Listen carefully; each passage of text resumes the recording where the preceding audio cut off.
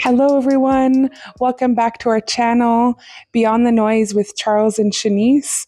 We are so excited that this is our third episode. Yes. We're on air. You're tuned in. As we always say, please find something cozy to drink. Situate yourself into a nice, comfortable spot. This episode is going to be very deep. We do want to preface this episode with a trigger warning because we are going to be discussing adverse childhood experiences, and with that can come some triggering memories for individuals, some thoughts with that. So please be mindful of where you are at mentally and the space you are in. We want to make sure that this is a safe space and that you feel comfortable. But we're very happy to be doing our third episode. So wonderful to be back again today talking about important subjects that touches every part of our lives. Yeah. Every day we get to breathe. There's always, daily life struggles that we might have experienced as children growing up or even currently in our adult years. Yep. And so today we are talking about adverse childhood experiences, or ACEs, as it's called.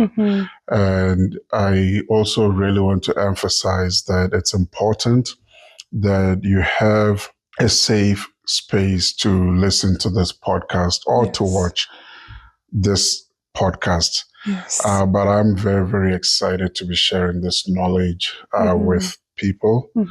And hopefully we'll be able to share some strong recommendations or ideas, that maybe might be able to help people, help communities, and hopefully drive them to a point of achieving an optimal standard of living. Yes. Is what we hope to do today. Yes, we strive to create those safe spaces, educational spaces. We are very of the same mindset that we want to share what we've learned, be open to any feedback, and kind of keep that channel of communication always open. So, as we always want to say, let's buckle up and let's get right into it. Yes, so crucial to, with you saying that we're here to provide education, and really learning is always, for me, it's on a continuum. Learning never stops. Yep. The day we stop learning, for me, I think is the day we stop growing.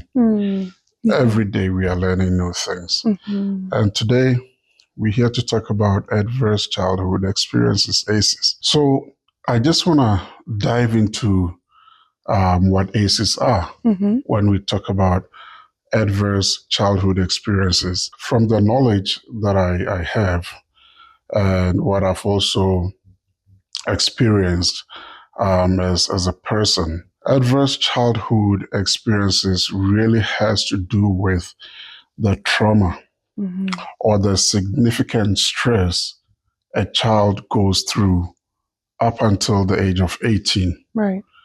And even that age of 18 is quite subjective, right? Actually, you're very right. Yeah.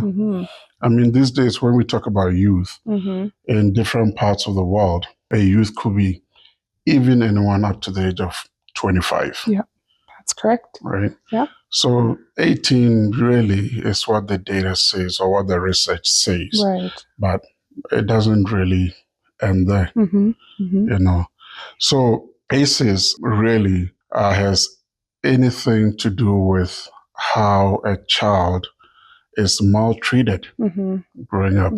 Let's dive a bit further into really what ACEs are. When we talk about ACEs, what do you imagine, or what do you think ACEs are? Adverse childhood experiences definitely can range from different things of experiences. Definitely, abuse in the home, whether that is directed at the child or it's witnessed in the home. Household dysfunction, whether that's alcohol abuse, drug abuse in the home, neglect, it can definitely range, but adverse childhood experiences to me, it does have that negative, connotation to it. But it's really, for me, just experiences that you've gone through that really do essentially will make or break how you form as an adult. You are so right. Mm-hmm. How you form as an adult. What happens to us as children growing up? At some point in our lives, whatever difficulties that we faced Mm-hmm. will begin to surface later on in our adult years if we Right. don't have proper support systems, or that when our circle of care is broken, Right. later on in life, it can impact us significantly. Yeah, it can. So, what happens to you as a child growing up really matters. Mm-hmm. It forms your personality, Mm-hmm. it forms your character, it forms your behavior, it forms your actions, and it forms how you interact with people around you. As well as your ability to think and process information. Oh, yes. Mm-hmm. Oh, yes. So true. When I think of the mind of a child, the brain of a child Mm-hmm. that has experienced so much trauma, Mm-hmm. so much hardships, that brain does not fully develop. Mm-mm. It doesn't grow to the normal size that it should become Mm-hmm. because of severe neglect and abuse, that a child faces. Right. Because when you're undergoing through so much stress at such tender ages, while you should be learning and adapting to the world around you, the new world, you are focused on, how am I going to feel safe? How am I going to be? We refer to that worry of always coming home to that bear, right? Yes. What is that going to look like? When children go to school and they're focused on school and their friends and their studies, and then they have to worry and think about what are they going to come home to. That is, yeah, it goes very deep into that. Imagine coming home to seeing your family or your parents fighting. Mm-hmm. Imagine coming home to seeing that there's no food in the fridge. Right. Imagine coming home to seeing that your parents are intoxicated. Yeah, and then imagine you go to school and other children, are living the life that you would essentially have hoped to live, but you kind of have to mask that. And so such tender ages, trying to navigate a huge scary world, just trying to live as children, and then going home and kind of having to grow up so fast, having to mature very fast, and think about safety is the most paramount thing for them. I remember a story where, and this is true life, what actually happened to someone I know who told me once that at the age of 5, this individual had to start learning to make food for himself. At the age of 5, this individual had to start learning how to take care of, his little sister. And when I think back on it, I couldn't imagine being in that position. At the age of 5, what do I know? Mm-hmm. Toys. Yeah. Cartoons. Yes. Mm-hmm. I know how to play outside. Mm-hmm. At the age of 5, I know that my friends are important. Right. Right. Mm-hmm. That's what I'm worried about as a 5-year-old. Mm-hmm. But learning to grow up so quickly at a very tender age, Right. it's really scary. It is. And that's just one of many stories. It is. And, I always share with you, Charles, and those that are very dear to me, that this topic is very, close to home for me, and is very dear to me.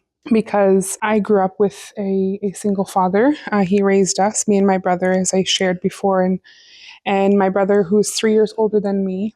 We are completely distant now, so God bless him, and I always wish him well out in wherever he is. But we don't speak now. And he was that older brother for me who had to take on that role while my parents were deep into their alcohol addictions and their domestic abuse.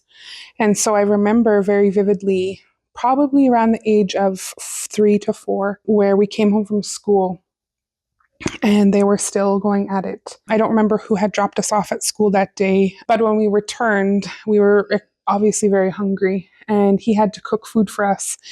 And imagine, he's 3 years older than me, so probably going 8, 9 at the time, and he had burnt the food.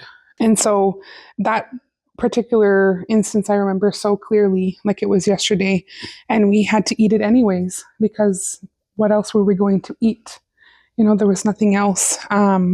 We were being yelled at in the background. There was loud music playing, just so much dysfunction for the brain to actually feel comfortable and understand and grasp it. We ate and we went right to our rooms, cuddled into the blanket, watched our cartoons, and that was our day. We always hid in the bedroom. And it's very sad to think about.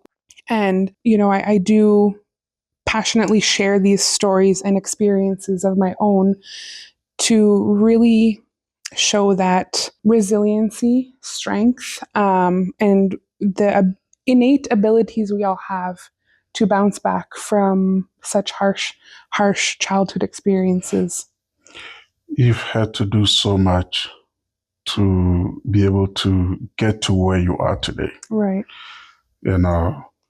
It's not by sheer will of, luck or coincidence. Mm-hmm. It is you making every concerted effort to make sure that you get to a place in life where you feel strong, capable, empowered. Right.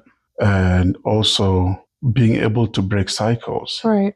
Making sure that what you experienced as a child does not happen to your children. Right. That they don't go through similar experiences. Absolutely. And I want to thank you for sharing, because that is you really taking a brave stand.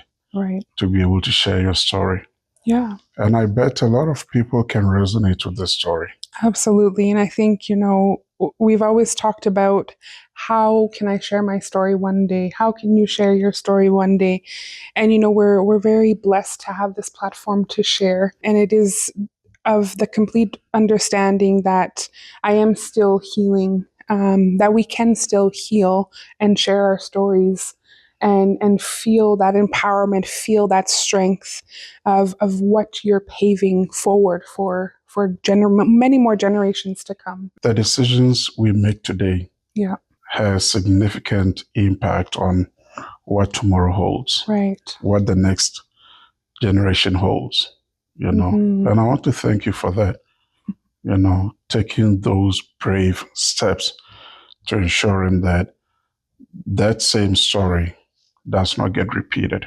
Yeah, absolutely. And, kind of coming back to the experiences that we go through and understanding the importance of not blaming ourselves, right? Yes. When we think of all of the experiences we've gone through and maybe similar to those that are watching, and we tend to think, what did I do? What was I doing? What was I going through to be deserving of this? Or what's wrong with me, right? Mm-hmm. And as social workers, it's very important to understand that we look at individuals and have that understanding of what happened to them, not what is wrong with them. Exactly. Mm-hmm. Right. And so when you've been through all these hardships, you begin to question yourself. Mm-hmm. What did I do wrong? Mm-hmm. Why am I here? Am I deserving of the current circumstances that I'm in? Right. And I want to share with you as our viewers that you are not a mistake. Mm. What you experience as a child growing up, it shouldn't define who you are today. Yes. It shouldn't really be the causal factors that impacts, the beautiful things that's out there for you. You still have that opportunity to correct the wrongs. Right. When I look at the statistics as it relates to adverse childhood experiences, right? We know that a child or a youth who have faced severe hardships, right, 14 times likely to attempt to take their own life, right? And then they are also about 4.5 times more likely to engage in sexual intercourse by the age of 15. Right. And then later on in their adult years, we know that what happens to you as a child or a youth growing up affects your health later on. That's a huge factor. The possibility of developing COPD, right, cancer, diabetes, right? These are all chronic health issues that could impact your life later on. And could present itself in ways that you probably wouldn't even think it could present itself. No. Yeah. And unless somebody takes the time to do proper investigations, to take into account what happened to you as a child growing up, you may miss it. You may think that you're now having these health issues because of maybe your diet, or maybe because of the part of the world you lived in, or environmental factors. Right. But if we are to look at it critically, it could be because of your childhood development. Right. As a child growing up, and you don't have proper nourishment, you didn't have stable housing, stable family. Right. When all these social issues are taking place at the same time, you're experiencing all of this simultaneously. It affects how you grow up, really. Right. I've even seen people where it's driven them to a point where they just become so disconnected from themselves. Yep. They struggle to define who they are. Right. Right. And understanding the world that they live in, right? Because as I refer to again, when we're under so much stress as young children, or we've gone through so much stress, and safety is paramount, maybe a little bit of food, you don't really think about anything else. You are not able, your brain chemistry is not able to have those pathways created to problem solve, to critically think.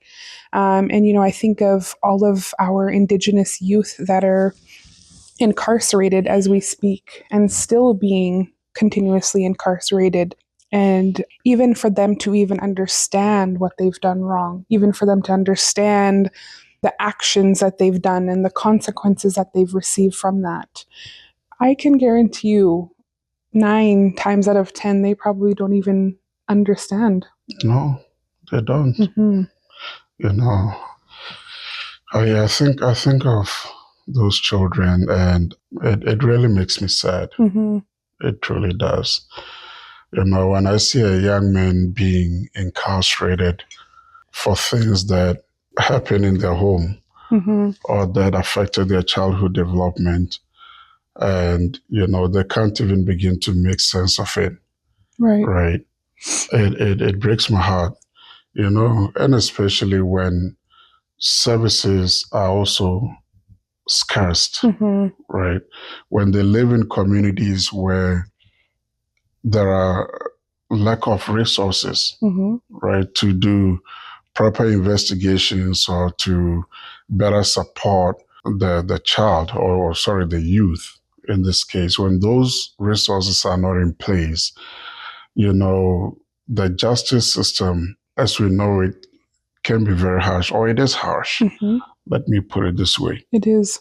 An incarcerated youth, who experienced a lot of trauma growing up, Mm-hmm. the justice system really don't look at that. No, they don't. Right? Mm-hmm. The proper screening systems are not in place. Right.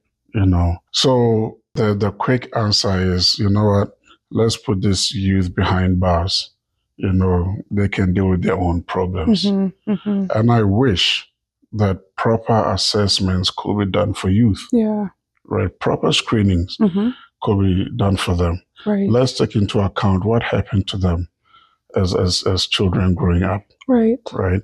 Where they didn't have proper parenting structures. Mm-hmm. Mm-hmm.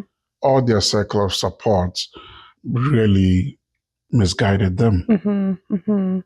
And oftentimes those youth will band together with other youth, who are doing similar things, behaving similarly. And I think of back home in my hometown of Cambridge Bay, many youth are always viewed as being these bad, notorious youth rampaging the community. But we really need to take a step back and view their different structures in their life and what the type of support they're given and how they're able to navigate. I'm not speaking negatively on any parenting or community awareness or community efforts in this matter at all, because Cambridge Bay is an amazing place and it does do amazing things for youth. But there is a group of youth that do notorious things in the community. And I hope that word is as respectful as I'm coming off as in my head. But, we should not be pointing fingers at those type of youth, but rather welcoming them into our safe spaces, being open and having those conversations, taking them out for lunch, taking them for a drive, really saying, hey, Joe Bob, how are you doing today? Yeah. Did you have something to eat today? Mm-hmm. Or, how is school going for you? Because a lot of the times they don't go to school either. No, they So, don't. Mm-hmm. For me, as a child growing up, and I wasn't an angel either, growing up, I got into a lot of trouble, Mm-hmm. right, as a child growing up. But most importantly, when I was wrong, Mm-hmm. I had parents to go home to. Right. And they corrected me. Mm-hmm. And fortunately enough, when they say it truly takes a community to raise a child, Yeah, it's so true. it truly is. If I was doing the wrong things, it could be an uncle, could be a stranger, someone on the streets, and they made sure that I got disciplined Mm-hmm. so that I don't continue to do the wrongs. Right. Right. Yeah. But in today's society, we know that things are changing. It is. Yep. Where if a child or a youth is acting in ways that really is questionable, we've become a society where it's hard to even talk to the child, Mm. right? Mm-hmm. To discipline the child. We've become so sensitive. Yeah. Yeah, that's very true. And so people are very careful. Yeah, you have to be cautious, because that society is now where we're living. And although, it takes a community to raise a child, oftentimes the parents find shame and guilt in you being able to step in as a community member and helping. I found that to be a lot, that shame and guilt coming in with their parenting and others having to step in. So for me, when I think of some of these ACs that the children are experiencing on a day-to-day basis, more often than not, right? I begin to think of, the importance of having, a child and youth advocacy center in Right. your community. Mm-hmm. And it's used interchangeably between, depends which part of the world you're in, but it's also known as a child advocacy center or a child and youth advocacy center. Yep. And it's probably the first time someone is hearing of this. But when we talk about a child and youth advocacy center, it's really a designated space where a child can go to Right. when being maltreated. Mm-hmm. And all the services comes to the child. Mm-hmm. Police, medical staff, social workers, mental health workers, Right. Crown witness coordinators. Right. All of them coming to the child. So think of it as a one-stop shop. Right. Right. I was actually just about to say that. A one-stop shop. Yeah. In the US, there are over 900 centers. Mm-hmm. And in Canada, we only have 40. Wow. We. I didn't even know that. Yeah. In Canada, we only have 40, and I hope the numbers can continue to grow. Right. So if I am 5 years old, Mm-hmm. and again, this is very sensitive. If I'm 5 years old and I've been sexually exploited, Mm-hmm. can you begin to think of the shame and guilt Right. that comes with that? And if I have to go to an open health center, where everybody gets to see you and hear of your story, Right. and being judged, Mm-hmm. right there by people. Yeah. It's a very uncomfortable feeling, so unsettling. Mm-hmm. But imagine if there's this child and youth advocacy center Mm-hmm. where, as a child, I can go to this designated place Right. where all the services can come to me, mandated Right. agencies, Mm-hmm. right? Child welfare organizations and Right. departments Mm-hmm. coming to me to ensuring that I get the necessary services that I require. Right. Imagine if we had that across the globe. That would be beautiful. That would be empowering. It would, Mm-hmm. right? And really, so when we talk about CSCs, it's really a place to support a child who's been maltreated. Mm-hmm. So physical assault, sexual abuse, forced sexual exploitation. Mm-hmm. In other words, when a child has been raped, Mm-hmm. right? Emotional abuse, verbal abuse, all these harsh realities that a lot of children face, Right. right? They can go to this center, this place, Mm-hmm. and get the help that they need. Right. That would be amazing. It would be. And, I think about having those situated in small communities, in large communities, cities, different centers, and how much we would kind of steer away from wrongfully apprehending children, because that is one thing that I often think about and is a reason, a huge reason why I came into this field, is just being such a strong advocate and having that strong voice, to be able to speak on things like this, because there is a lot of wrongful apprehension that is being done specifically with Indigenous children and youth. Yeah. And for Black people as well. Yes. Yep. Right. In our cases. Right. Right. There are a lot of deficits Mm-hmm. when it comes to doing proper assessments and screenings. And I know that a lot of agencies are doing the best they can Mm-hmm. with what they've been provided. Right. Right.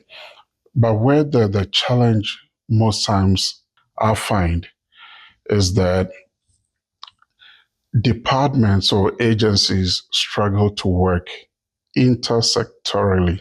Mm. And what I mean by that is that there are so many bureaucratic policies in place, all in the notion of protecting confidentiality. Right. And so those barriers kind of hinders agencies from working together. They are extremely hard to navigate through, and they have their policies as well. So how do we begin to bring all these policies together, or how do we begin to approach things in a way that really does not have to hinder us helping children? Right. Because there are so many different agencies, coming together to help, but that confidentiality piece.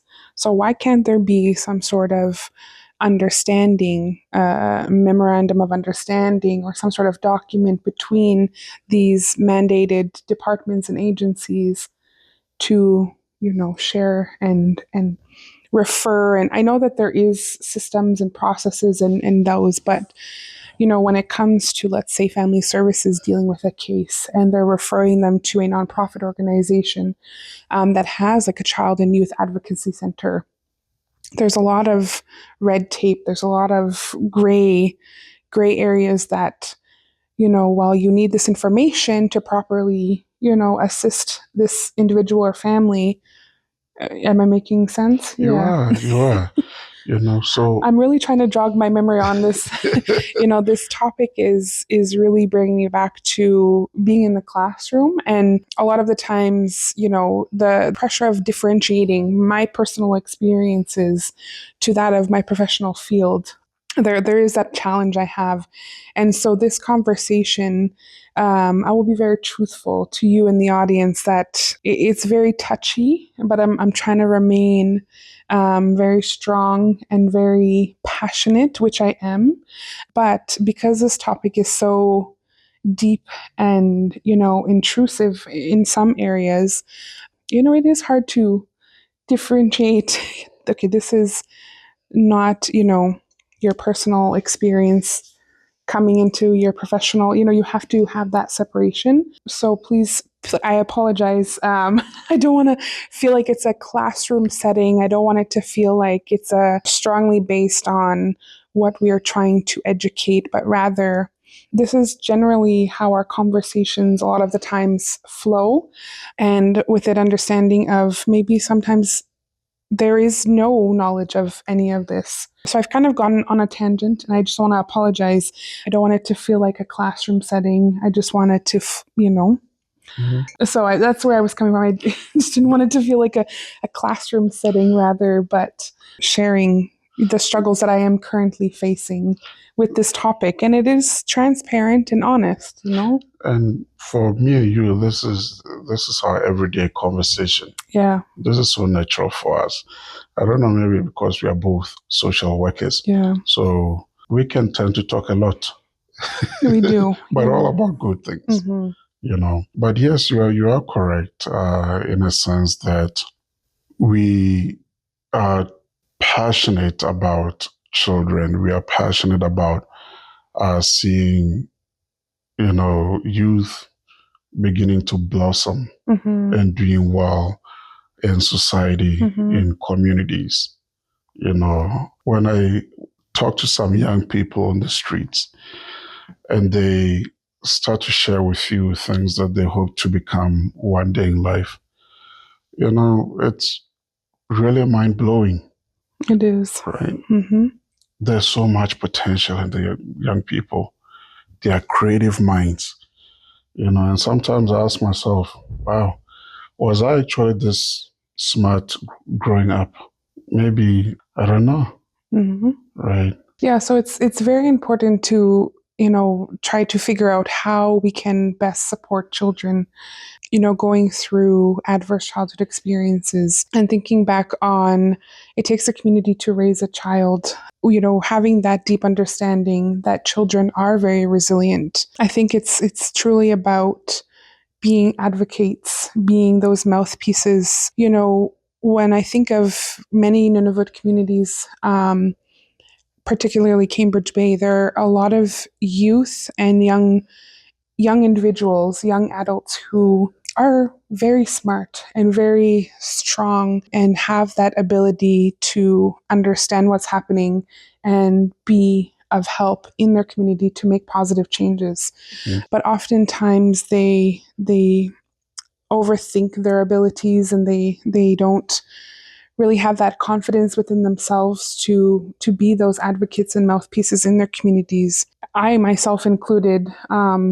I know that you are a very strong voice and advocate and have been for a very long time within your own community, your African communities, but Nunavut communities as well. But I think that this is my encouragement for those that are watching to really, take a listen to this and see how best they can support their communities and just going out there, volunteering, being part of the community.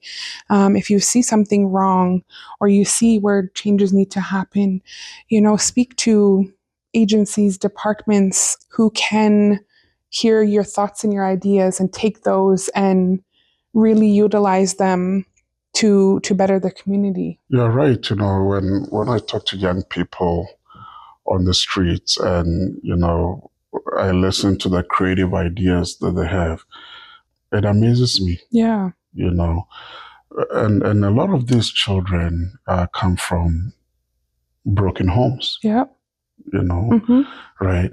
But still in their brokenness, right? There's so much positivity. Mm-hmm. There's so much good things that's coming out of them, So I am so passionate about helping young people, getting them to places where, they didn't think it was possible. Right. Mm-hmm. At some point in my life, I thought, this was the end for me when my father died. Right. And it's an adverse experience for me. Mm-hmm. My life trajectory had to change. My path in moving forward with life had to change. Because we come from poor places. Mm-hmm. My family was extremely poor. Right. So the financial luxury that a lot of people had in this world or have in this world, we didn't have that growing up. Every day I could see the stress on my parents' faces. How are they going to provide for us today? I remember the days when we had no money for transportation, and my sister and I, we had to walk distant kilometers to get to school. It wasn't fun, but it's what we had to do. Right. But in all of that, I also want to say that when we talk about ACEs, it is also contextual. And what I mean by that is, in different parts of the world, you'll see children beginning to go to farms at the age of 6, 7, and working the farms. You'll begin to see children, again, walking distant kilometers to go fetch water. And in those societies, it's okay, right? But in westernized cultures, someone might call that child labor. Right. Or grounds to call social services or family services. Yeah. Can you believe this? These children wake up every day and they go to the farms to go work the land. And in someone's perspective, they'll think that it's completely wrong. But in those societies, it's actually their way of surviving. It's what they've been cultured to do. So as you cautioned social workers earlier on, that if you are dealing with cases that has attributes to what we call ACEs, take in those contextual views as well, right?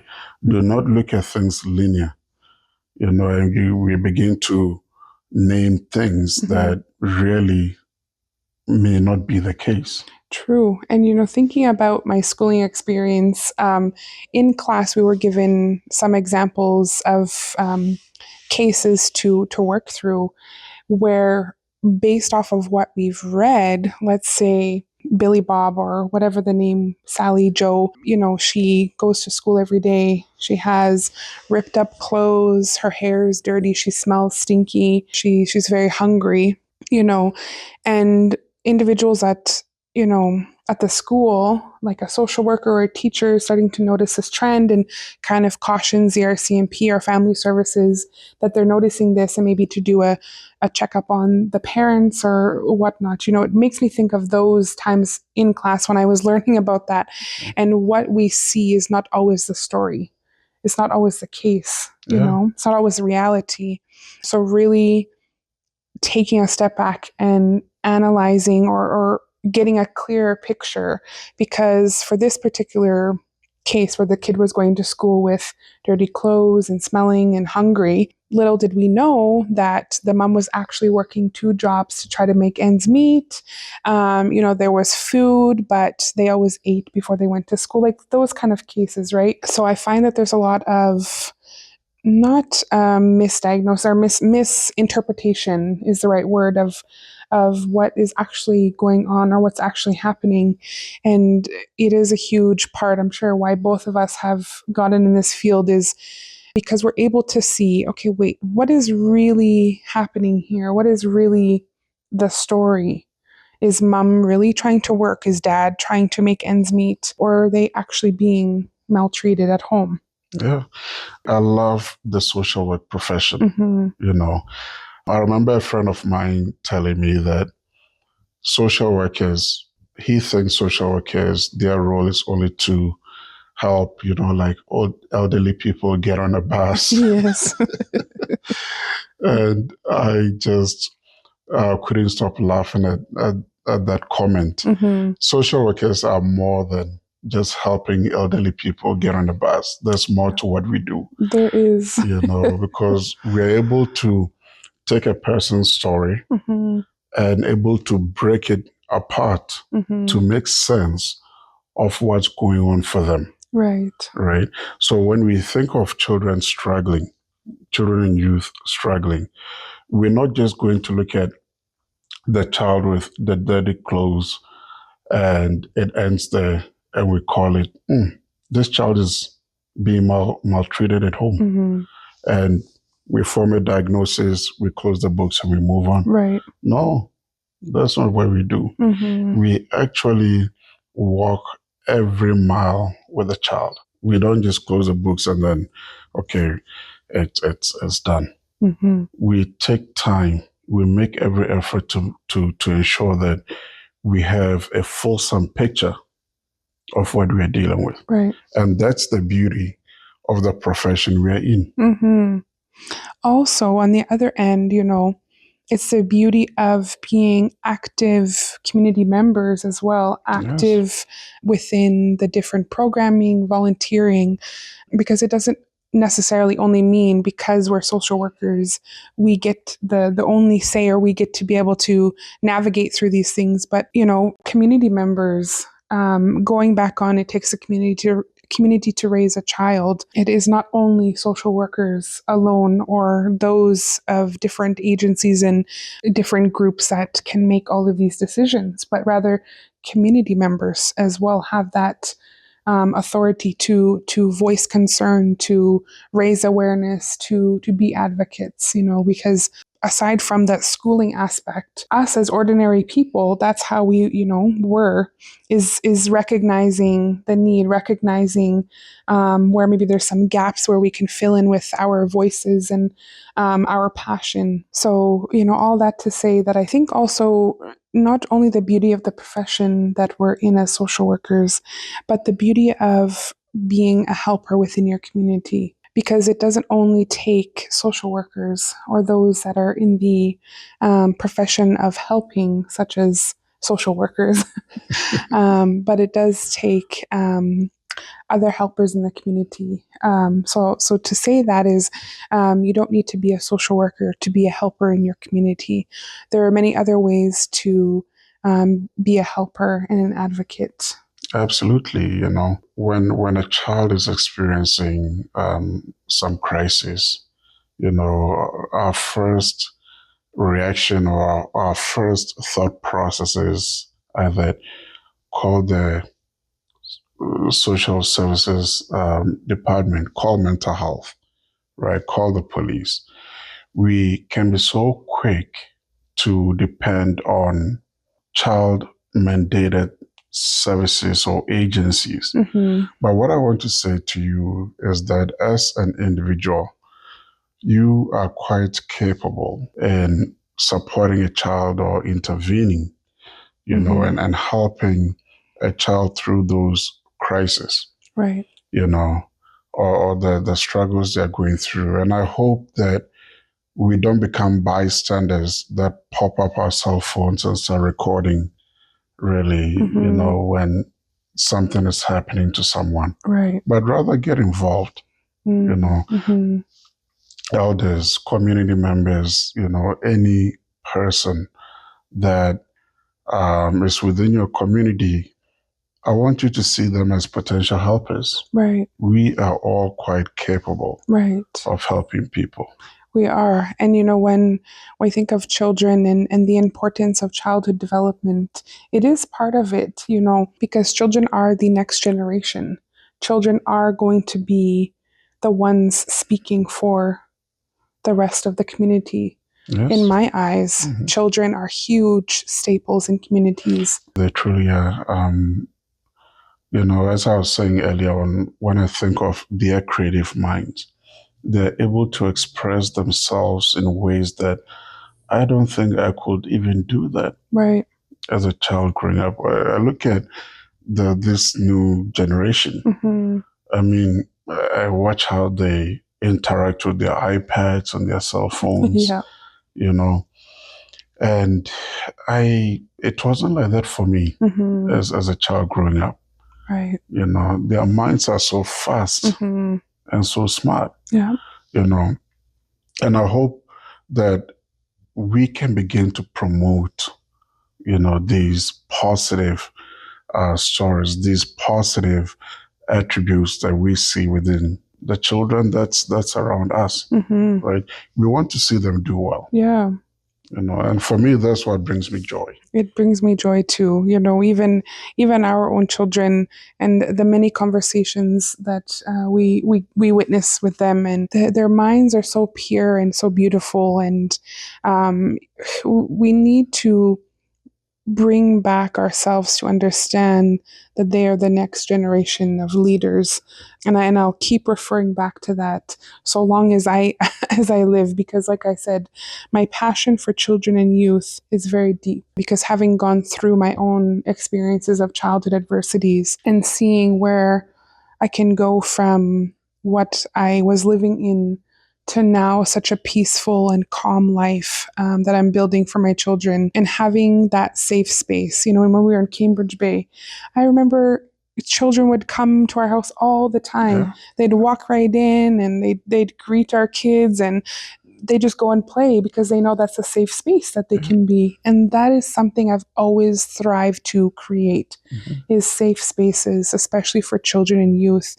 I don't even know how many times other youth who've gone through challenges, 1, 2, 3 in the morning, they come banging on our door, our window, and we just open, no matter what we have scheduled for the next day, how many hard meetings we have to do, or, what we have to go through in our work schedule, we still open our doors. Yeah, and I'm glad we do that, because if the child is not supported or not helped around the time that they come to our homes, right, I can only imagine what else could they be doing. Right. And for me, I want to come back to re-emphasizing that I don't believe in the thought processes or the belief that there are bad children out there. Yeah. It's just that those children are misguided. They don't have the proper structures in place for them. True. If every child is given the opportunity to do well, they will do well. Yep. That's my core belief. Yeah, it is given. It's right there. Yeah. So for our viewers, people at home, we want to encourage you to just look at within your own capacity what you're able to do to help children that are struggling with adverse childhood experiences. Right. Look within your community. What can you do to help? Let's not leave it to only the agencies, service providers, or service providers. Yep. If it's one child a day that you can help, please do. Yeah, in fact, I pose that challenge of, if you see a child and maybe they're one of those that are labeled as bad children in your community or your city, why don't you, take time out of your day and go and greet them, take them for lunch, buy them a slushie. Oh my, the children love sugar these days. Oh, yes. Take them to a movie, or if there's no movie theater in your community, invite them over, and have fish with them, have traditional food with them, or speak the language with them, or do a puzzle. Just, that is my challenge I pose. So basically saying interact with the child. Yes. In whatever space or capacity that you're able to do so, is what you're saying. Yes, open up and create those spaces, because we don't know what they're going through. And children nowadays are becoming more aware of social media and the different things that are happening on there, and their minds can go very far and cross over here. So bring them back to their childhood, bring them back to, the fun pureness that they can live in. If that makes sense to you. It does. It does. On that note, I want to thank you for this beautiful podcast that we did today. And I hope our viewers got some meaningful insights from our topic. And we hope that you'll be able to subscribe to our channel, share our video, our podcast channel with your friends, family, in your workspaces, and please, if you want to reference us as well, you're more than able to do so. Absolutely. And as we always say, please do the check-ins with yourself, because we know that this episode was very deep and it could have been triggering in some aspects. Yes. So please ensure that you are creating that safety for yourself and holding that space for yourself. As we've mentioned, and we always will, we are here. Please reach out in any capacity that you can. And we really appreciate this time and space, and we hope that you do as well. Totally. Thank you. All right. So this is Charles and Shanice, Beyond the Noise. We'll see you again next episode.